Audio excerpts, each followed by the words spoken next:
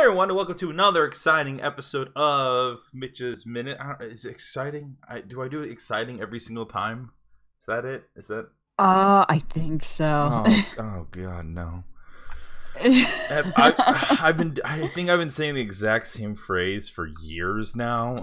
Like no one has said to just stop doing that.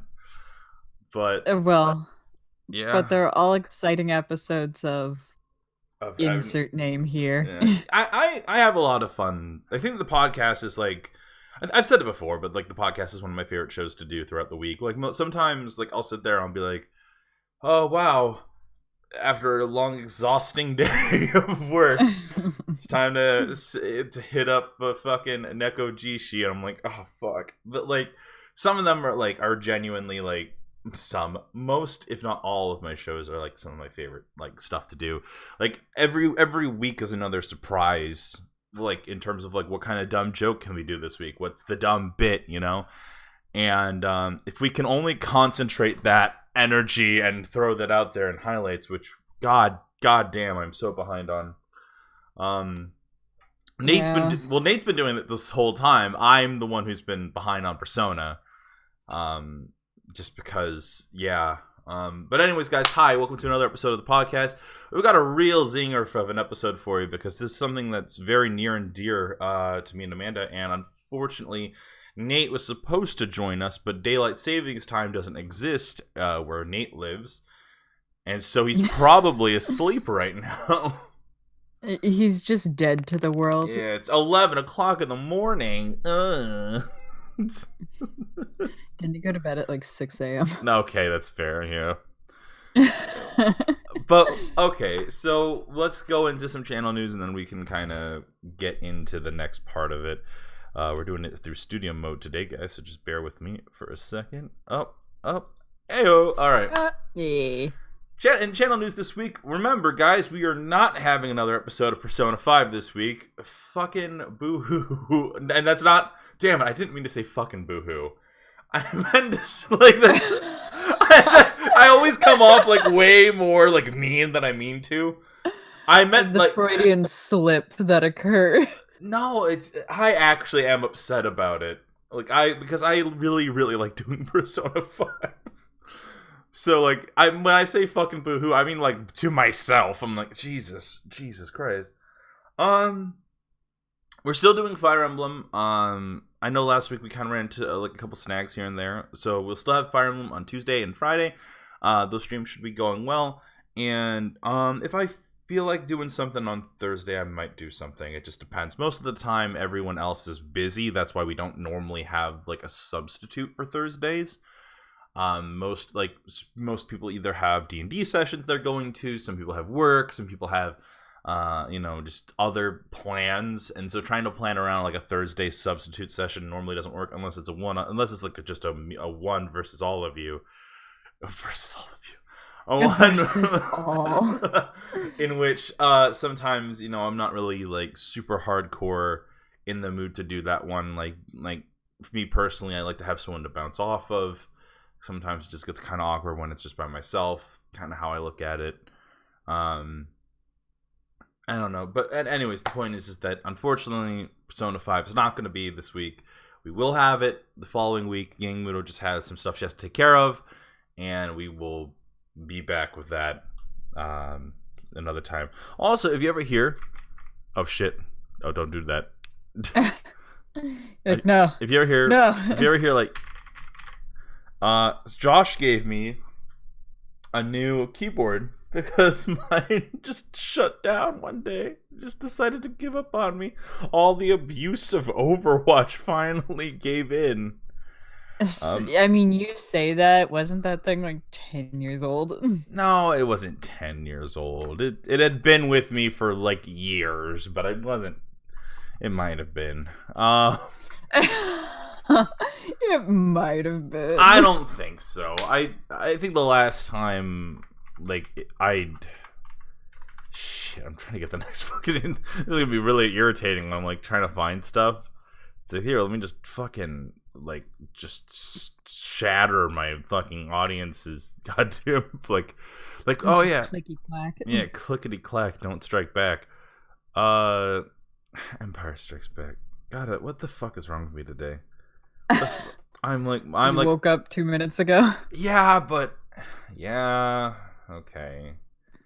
We got a really interesting topic for you guys. I swear to. Well, I'll find a way to salvage today's episode.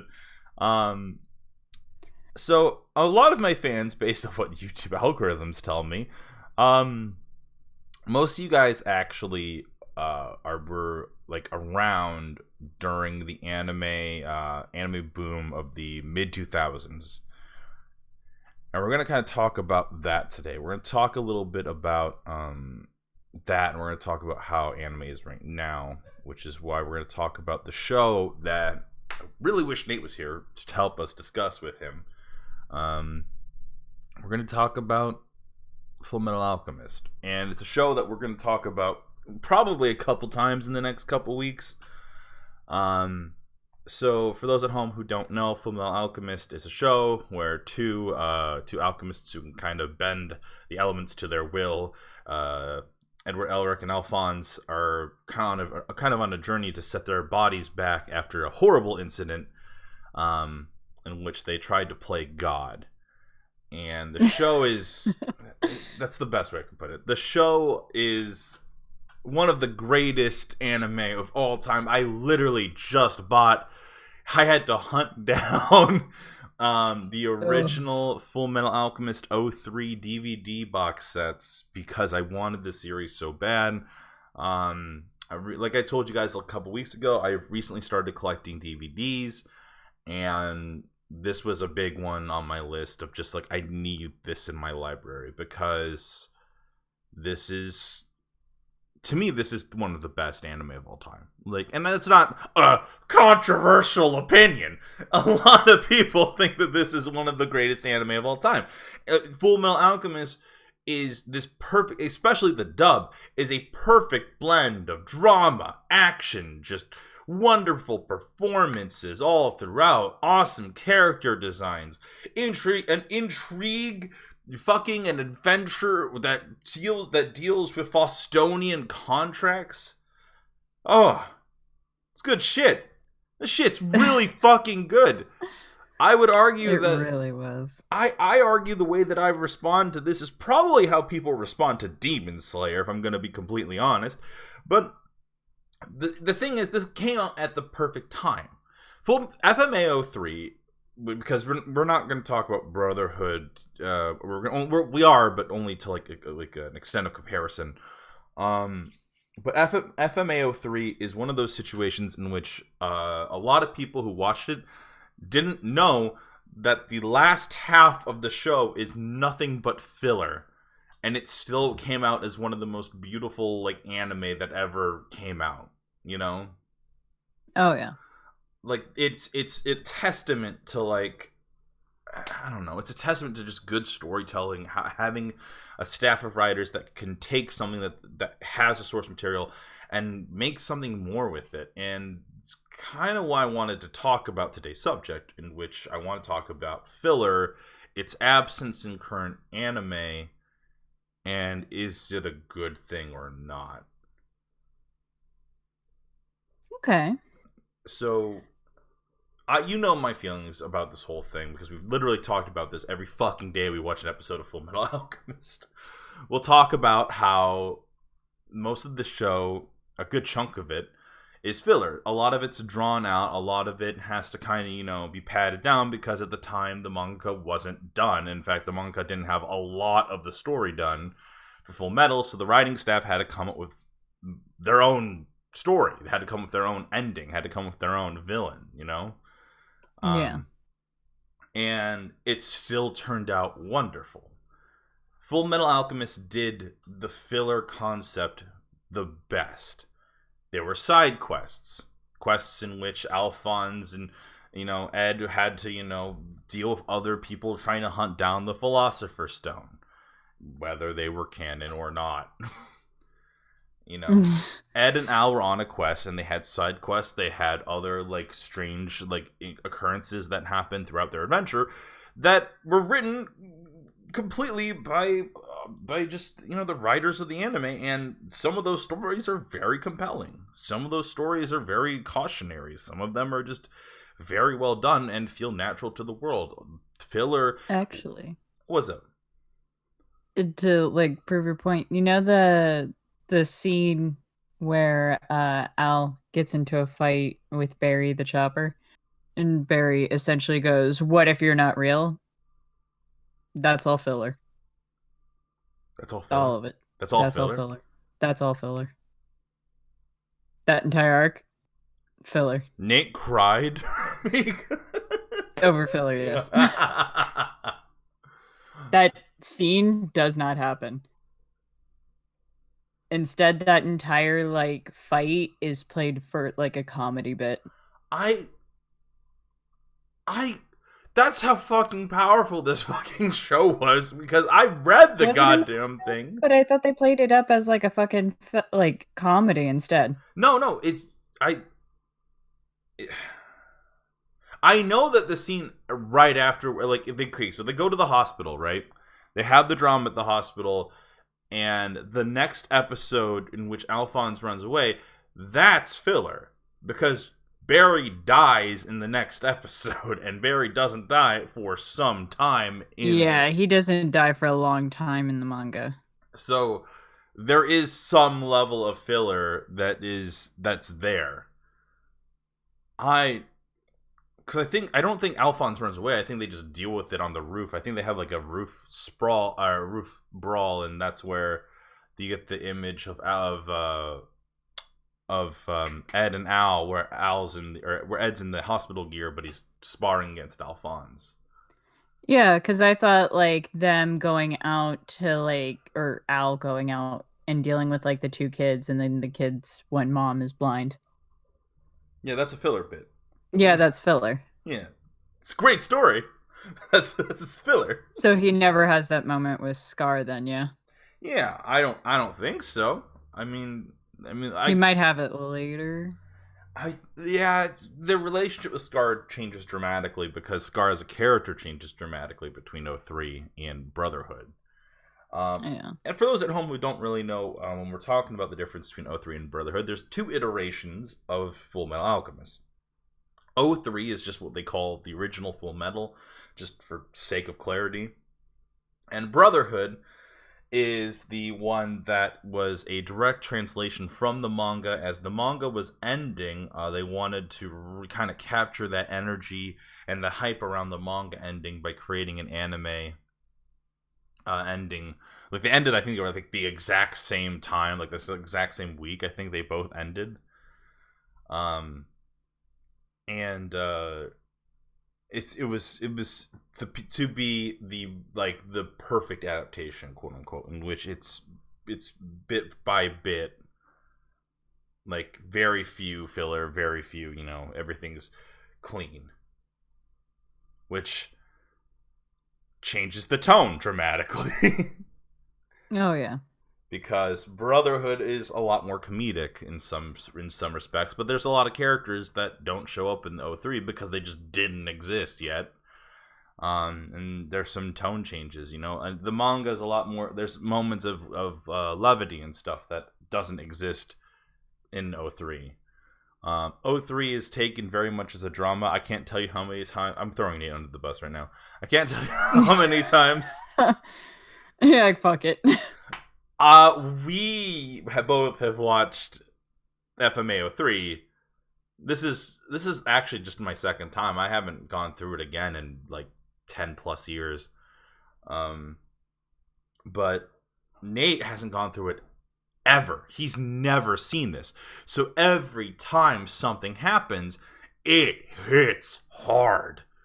Like, it hits way harder than I thought it would. Like the scene with Nina and the Chimera, that shit like broke the fucking session that we were watching that night. Because, and to me, I'm numb to it because it's like shit was real sad when it happened, and like to me it was like, oh well, that happened 13 years ago. But to Nate, it's fresh. He knew it was going to happen because of memes and other and other things. but it still hurt him. Like, it still, like, punched him in the gut, because the way the scene is played in FMA03, it's quiet.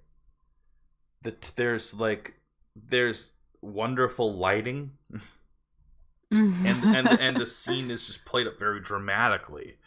Where I think you described it as like the music's booming, you know.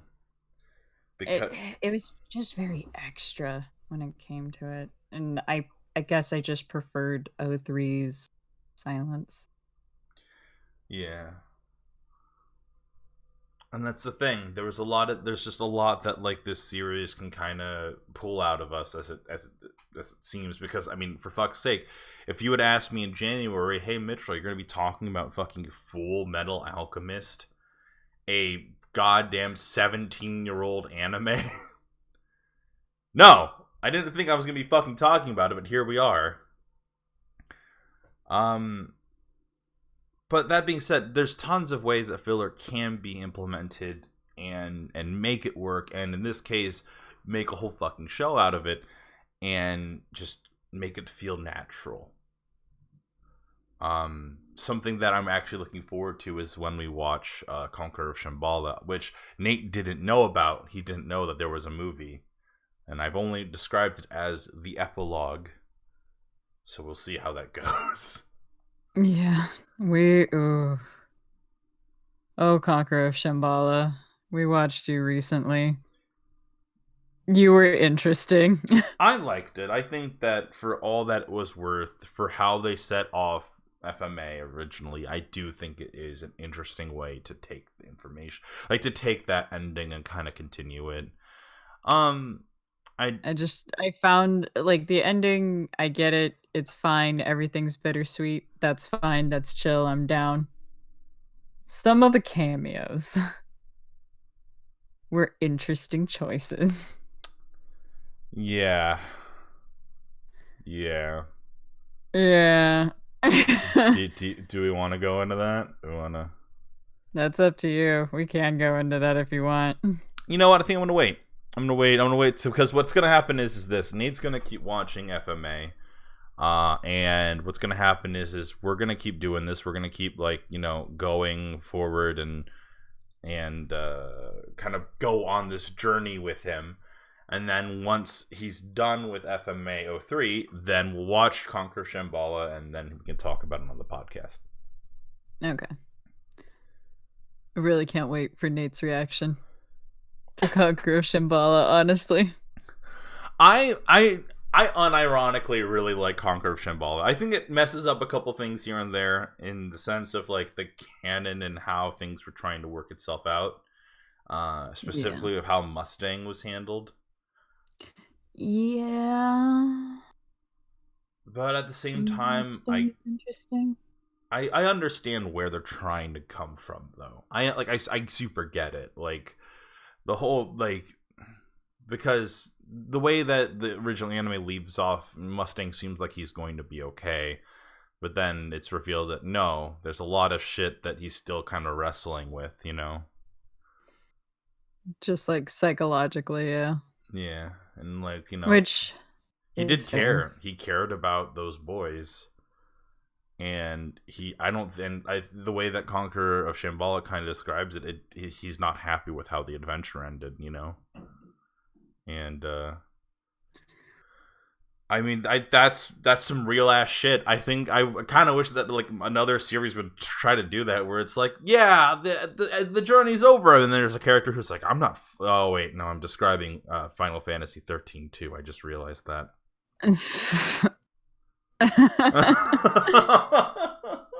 FMA did it first. I don't care.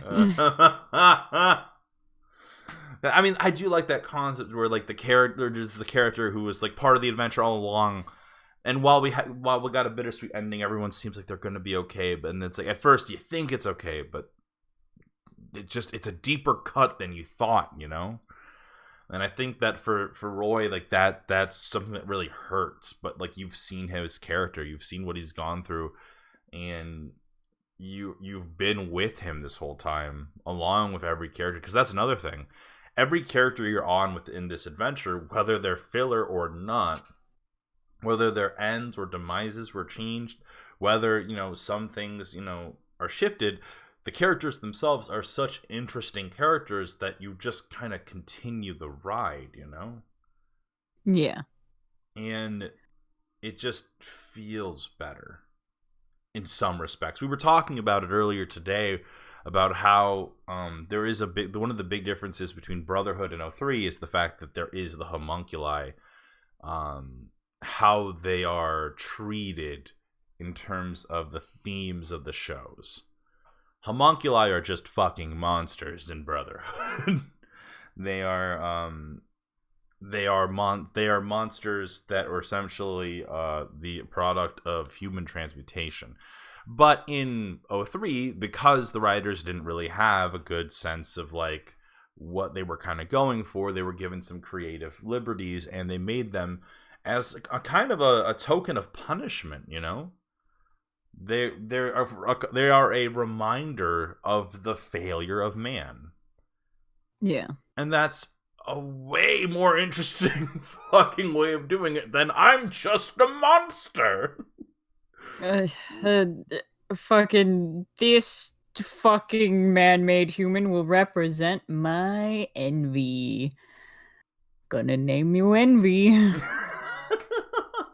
I am the manifestation of your mistake. Insane Oddball says, but the real monster is man. Wait, that's 03. That's 03.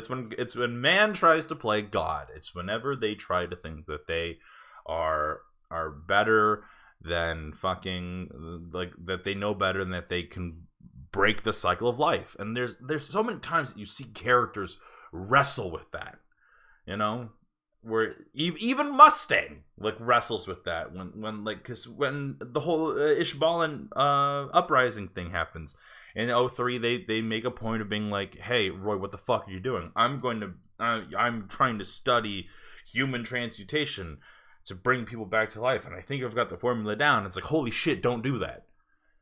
Like, it's always it's this tempting apple,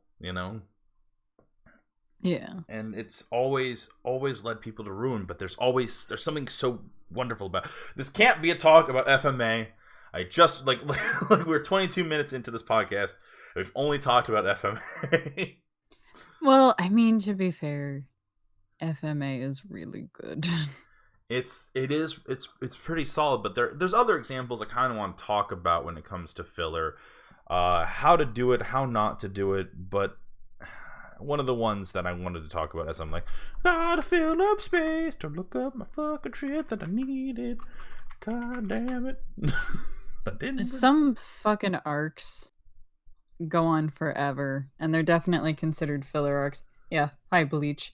Fucking Naruto has some pretty bad fucking filler. Yeah, well, for as good of a show as it was. I'm actually pulling up my filler episode fucking picture for Naruto, because that is something I do want to talk about, because I do think the stigma came specifically from the production of Naruto. Fucking, I don't know what episode this is from. I don't know. Okay. I've never seen this episode. I have no fucking clue what's happening here. I assume that's Sakura in the middle. Okay, so here's the deal. I think filler got this really big stigma, and I think filler just gets a bad stigma now because of the big three. I think One Piece, especially One Piece, One Piece, Naruto, and Bleach abused the shit out of filler arcs. Dragon Ball Z, for all that I could argue about, I was into it when I was younger. It is a show that I really liked, and occasionally I do like to indulge in a little bit of Dragon Ball Z. I do think that it's fun to kind of go down that nostalgia path and kind of, like, be like, oh yeah, it's like Goku and stuff, but I'm not like super actively into it, Yeah. But like, I think that they handled filler a little better, because I think they handled it much like FMA, where it's like, oh, there's there's side quests and arcs and fun stuff, but it felt real towards the world that Dragon Ball presented, specifically Dragon Ball, and also some of Dragon Ball Z, where it's like having those moments of levity. The one that everyone goes to is Goku learns how to drive. It's the one that everyone goes to because that one is just super funny, Like, why does he need to learn how to drive? He really doesn't, but we're gonna do it anyways, There's some filler of Naruto that I will give that is alright. The Kakashi Mask episode is alright. I will give it that. I will argue that some of the alternate world episodes in Shippuden, when they're dealing with Infinite Tsukiyomi, I think that stuff's pretty okay too. Just having fun going into these alternate like worlds of Naruto. I think that's kind of a fun idea, especially with how that arc was going. And I mean, why not at that point? Yeah. But I do think that these 3 series, if not more, kind of shonen titles that popped around that time, maybe not even around that time, because ironically, this is the same time FMA came out, but the format was different, Every week, there has to be a new episode of Naruto. Every year, we have to produce, essentially, 50 to, or like 49 to 50 episodes of Naruto, right? Like, every year. Well, we can't do that because the manga we haven't caught up to the or we've caught up to the manga now. We've kind of trapped ourselves. So what are we gonna do? Well, just stall out. So there's a couple ways to do filler. Sometimes you're doing filler in terms of padding the time, meaning that like there's an episode of Naruto, for example, in which Naruto needs to head to the Chunin exams fucking building. My god. And Naruto is late because of course he is. And so Konohamaru like leads him down a couple of different paths, and it doesn't work out, and it's a bad episode. It's not a good episode. It's very annoying actually. There's also the filler of we're not actually like ninja. We're in like a TV studio. And Kakashi's late. I like that one. That one, because they only did it like one time, and it was super cute and tongue in cheek, and like, oh, okay. When they're showing the actors and not recapping. Oh, okay. Well, I was thinking of the episode in which we were watching it on Hulu, and Hulu had the uncut ones from back when they used to release the DVDs, and they had like the DVD version that was on Cartoon Network, and then they had the one that was on like Naruto After Dark, where you get the violence and stuff like that. And they had that, and they had a bit where it was like, why are we late? Oh shit! This is when the Prince of Tennis is supposed to be on. Oh yeah, shit, God, I forgot about that joke. But the Prince of Tennis was moved, so now we're sooner. I don't know. I liked that bit. I thought that was a very clever way to kind of work it, and it's just fun. Filler should be fun. Filler should either be, because here's the deal: if it's very rare that you're in a situation with like FMA in which like you can't really tell sometimes when something is filler, especially Nate right now who's watching it has no idea that half the shit he's watching is filler. So every part feels like a natural part of the story, and the best part is that because the writers were very talented on that project, it's very organic. It definitely just feels like it's another part of the adventure, right? Yeah. But with Naruto, there comes a very strange thing in which the world itself is very fantasy-based. And so you kind of run into situations in which, well, we have to build a whole arc. What if we go to the land of tea? What? Yeah, the Great Tea Race or something like that, Oh, fuck me. I forgot all about the Great Tea Race. What if we did an adventure in which we have to go help Gaara for some reason? Okay. All right. Like, for 2 years, Naruto essentially was in a filler hell in which they had to wait for more episodes, or for more chapters of the next part of Naruto, which would become Naruto Shippuden, to kind of come out and do its thing, but, it's hard.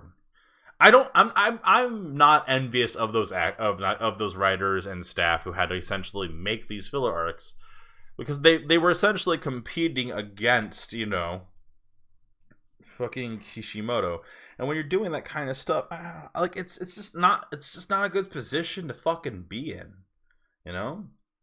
Yeah, it really wasn't. On top of that, if the audience is aware that what it is filler, nothing in the arc can lead to the demise of other characters. And that's kind of one of those things that becomes an issue. Because all the tension and drama in those scenes mean fucking nothing when it comes to the main cast. And I think the way the FMA did it was a lot better. And I keep saying that, and I'm really sorry when this isn't supposed to be Mitchell tugs on FMA's dick for full metal dick for a solid 30 minutes. But a good way that they handled it was they would create situations in which characters, it wouldn't be Ed or Al that are on the line, it would be the arc's characters that they invented. There's an episode in which it's like a little girl is upset because her sister had seemingly been killed by a spirit or apparition, right? As it turns out, the alchemist that Ed and Al were going to go see turns out to be a strange fucking murderer who is obsessed with his long thought to be dead wife, not even wife, his lover.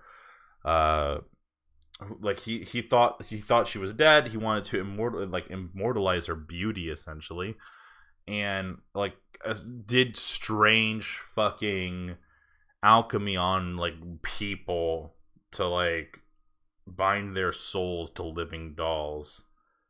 Yeah, it was a whole thing. But the danger doesn't come from knowing that Al and Ed are going to get endangered. There's a moment in which the little girl gets kidnapped. And in FMA, you already know that they are not shy from killing children. No, they do not. Episode 7. They do not shy away from the dangers of other characters. And because you know that, you're like, the tension is still high because, hey, this is a show in which they have proven to us that our heroes, while awesome, they fail sometimes.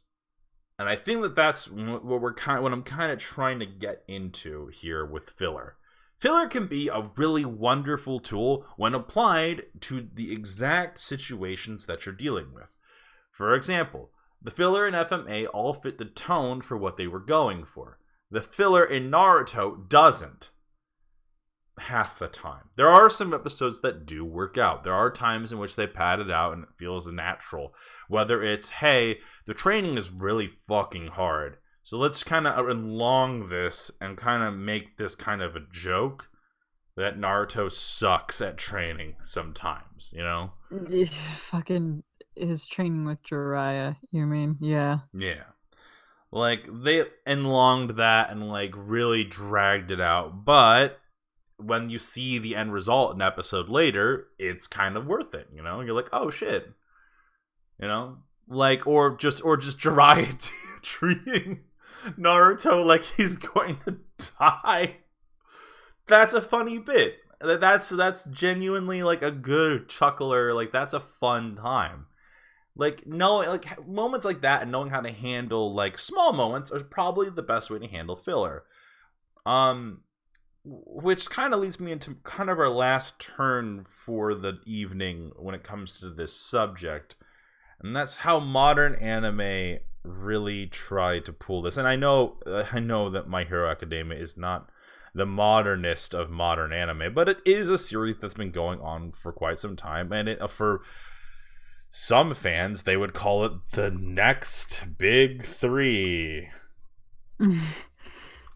You can tell how Mitch feels about that. That's such bullshit.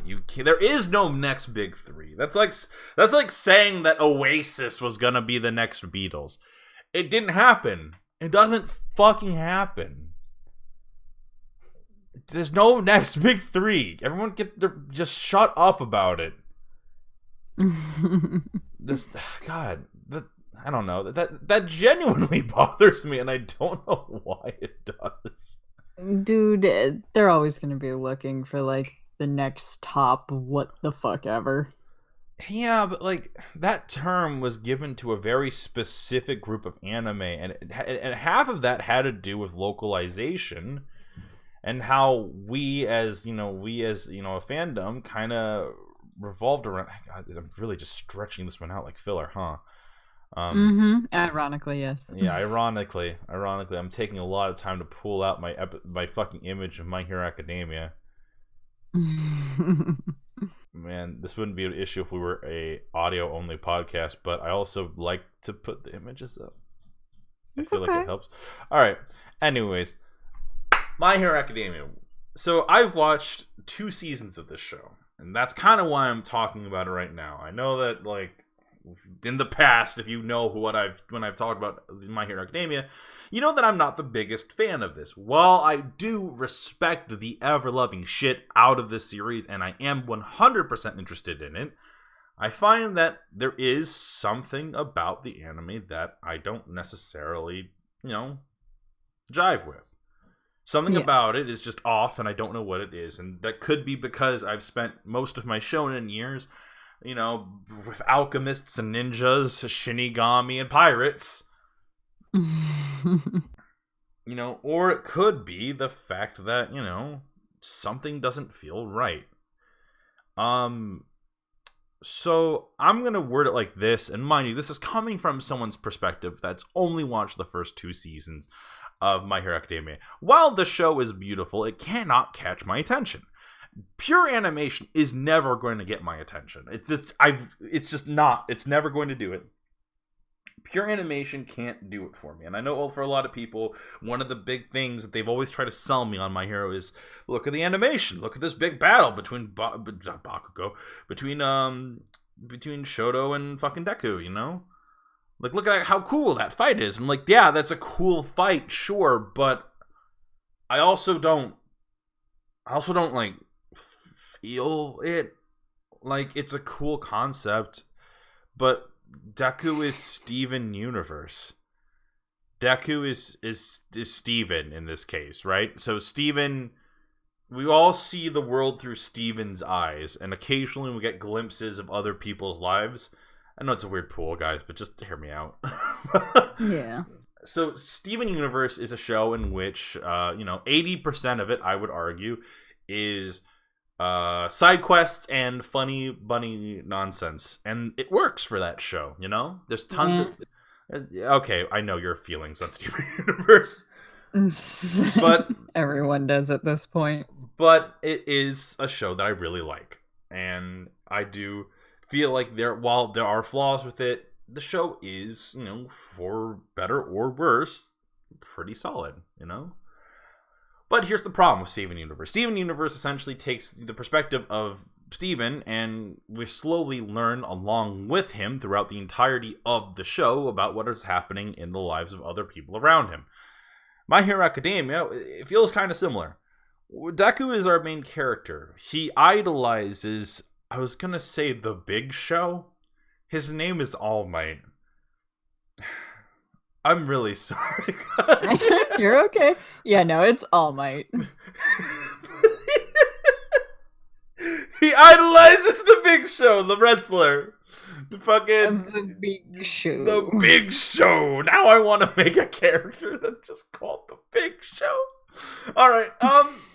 So he idolizes All Might, who is like the big, like, shonen, like, awesome dude who's always been really super cool and powerful.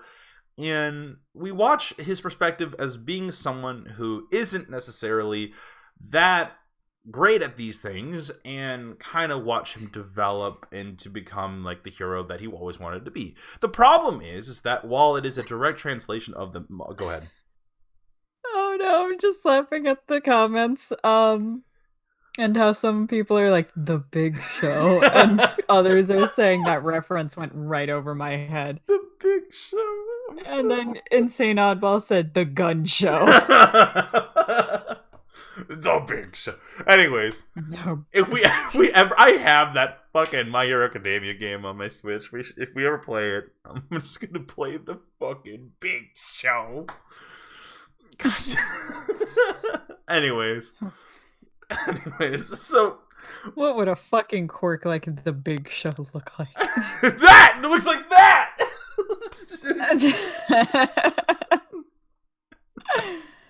Okay. I fucking guess so. Okay. So the point is that while the series is told entirely from Deku's perspective, and there are every now and then moments in which we get glimpses of what's going on with other people, for the majority of the show, it's pretty much a scene-by-scene adaptation of the manga. And while that is super awesome, and I'm really glad, like, if this was me from, like, 5 years ago, I would have said that shit is great. I hated filler. I absolutely despised it. But there is something that is missing in an adaptation. And I think the reason is that, like, I'm sure My Hero Academia does have filler. I'm not saying it's an exact pure shot-by-shot. Of course, it's going to have some levels of filler because they have to pad some of the episodes out. But it's not to the same level as its predecessors, you know? Naruto, One Piece, Bleach, and FMA all kind of had filler used to pad out episodes because most of, in FMA's case, it wasn't done, and, you know, they kind of had to wait for the manga or kind of adapt it slowly but surely. In the other ones, the mangas would always kind of run, they'd always be like action, action, action, action, action, plot, plot, plot, plot, plot, and then filler. And then it'd be filler for like 8 episodes. For like 2 months, it'd be filler. And I know that they didn't want to do that with with My Hero Academia because it's adapted yearly, essentially. Every year you get another season of My Hero Academia. Every year you get 25 episodes, and the show kind of continues and is fun. It's a fun adventure from Deku's perspective. But I almost feel like you're missing out by not having some of that. Well, I know that this wouldn't be like ideal for like for adaptation purposes, but like there are My Hero Academia movies in which the movies are filler arcs essentially. You know, where the author will design a couple characters and then they go on like their own little adventure, and I'm actually interested in watching those because those sound like a fun time. A little self-contained adventure starring the characters of this show that a lot of people like. I'm like, why not? I like One Piece movies for the same reason. I show all my friends who don't like, or maybe don't like, but, you know, who aren't 100% willing to watch 600-700 episodes of an anime, you know, One Piece. I'm like, hey, if you want to understand why I like this character or why I like this group of characters, let's watch a movie together. The movies do a really solid job at kind of acing every single, like, what every character does and what every character's job is and like why everyone's on the team together. And I think the movie, if you just watch the movies, like you'll still get like a nice vibe of what One Piece is about, which is adventure and fun. My Hero Academia is watching a character go from being wimpy to hefty, and it's trying to get that perspective of Steven Universe, in which Deku is our main character, he's our lens, and we're going through it like that. But I just feel like you miss out. I feel like you're missing out on opportunities for the writers to kind of like come up with like fun scenarios in which like maybe I was literally just describing this before the podcast started, like a scenario in which maybe like Deku is, you know, like, oh man, I have my summer vacation. And during my summer vacation, I'm going to, you know, like, I'm going to spend this time and train. And then there's another hero, like, you find out there's other people, because it's competitive, you know, who wants to be the number one hero? Like, that's kind of the big gimmick, right? It's not just about Deku training and getting his stuff. It's also about becoming the number one hero. Much like how Naruto wanted to be the fucking Hokage. And you can have it so it's like, yeah, well, there's a new hero on the scene. Fucking Stardust Diamond Bowler. I literally could have stopped at Stardust. So Stardust Diamond Bowler, this guy is always a big shit-eating grin, and he's like, aha, let me do my super powerful quirk, and he flexes and diamonds shine everywhere, but like, and like lasers, and like they like scatter shot like a shotgun of lasers to like, you know, and blow shit up, and then and Deku could be like, wow, that guy's really neat, and he could do his thing that, you know, he doesn't do anymore, and which he's like writing about it, like maybe he's like kind of like trying to figure out like how can it be super helpful? But then it turns out that Stardust Diamond Bowler, like his whole like, oh, I'm taking hero steroids and it's corrupting my mind like heroin or whatever. And maybe one time he does like his quirk and he's a little off on his aim and he's about to like kill a child or something, like holy shit. And then Deku comes in and saves the day. And then it's like, hey, are you okay? It's like, no, get those cameras away from my face. And like that he's the villain of the arc and everything. Like you could totally do something like that. Like just and then maybe it's like, oh well, this one TV station seems to be really fixated on showing Stardust Diamond Bowler, and maybe we can kind of go into that. And it's like, oh well, as it turns out, Stardust Diamond Bowler is actually the son of the president of the TV station. Oh no! Oh I'm gonna need the help of my friends, quote unquote, to like help me expose this, because All Might's doing his own thing or whatever, and it doesn't matter. Yeah. And then they could do this whole like I'm just kind of sat here going like, God damn, did he just make that up? And then they could do this whole thing, and maybe they could how old Naruto like movies, it's like oh, I put my hand up, I'm making a Rasengan, but it's touching the moon somehow. The moonlight's getting into my Rasengan, so now it's the crescent moon Rasengan, like the rainbow Rasengan. Maybe he can do like the light is reflecting off my chakra, making it rainbow chakra. Exactly, like maybe it's something dumb like that where it's like, I need your help, Speedy Josh. Fucking toss me as hard as you can, and I'm gonna like fucking Advent Children this, in which everyone's gonna toss me up into the sky to defeat fucking Stardust Diamond Bowler. And then he's like, United States of Smash or some shit like that, like, but he does his own variant. Maybe he's like Tennessee Testicle Punch. I don't fucking know. But he beats Diamond Bowler. Diamond Bowler's quirk, as it turns out, was a machine that he strapped onto himself, and his real true ability wasn't as powerful. So he punches him in the chest, and the machine breaks apart, and he's up in the air, and it looks like a big and ironically, it's like you get that villain flashback. It's like, oh no, I can't believe I'm defeated. And it cuts back to him as a kid. It's like, one day I'm gonna be a hero. I'm gonna be hero. I'm gonna be hero, Dad. And one day the whole world's gonna see me shine. And then ironically, in this moment, the machine breaks and it shines everywhere, and all of a sudden the night begins to fucking shine like Teen Titans Go style. Like the light goes everywhere and everyone in the city could see it. And Deku makes his name. It's Deku, all you kids who did this, you guys just upped your ante for when we hire you on as heroes or something.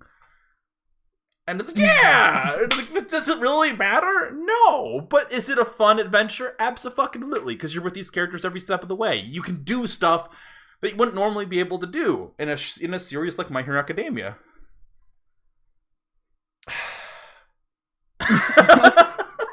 Yeah, I'm just kind of, like I said, I'm like, all right, damn. That's my pitch for a filler season of My Hero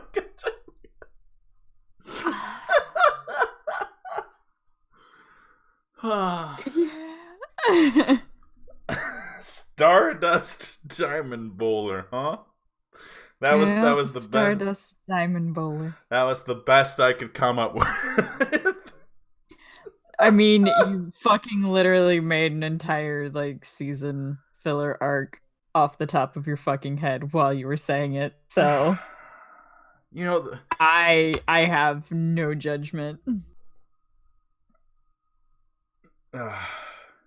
Anyways, as silly as all of that sounded, I do genuinely miss the days of good filler.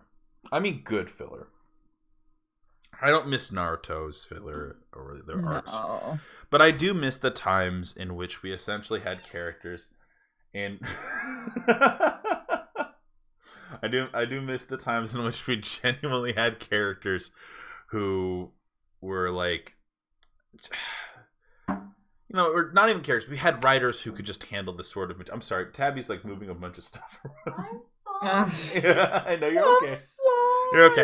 We're about to end the podcast anyways. Anyways, guys, thank you so much for watching another fun episode of Mitch's Minute. Now that we have to.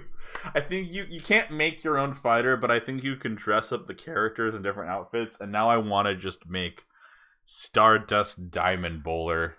Stardust Diamond Bowler. Or the Big Show.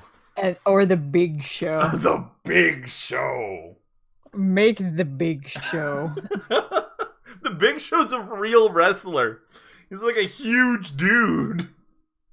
Dude, if everyone can make the John Cena fucking one with the "you can't see me" quirk, you can make Big Show. The Big Show. Anyways, thank you guys so much for watching another episode of Mitch's Minute.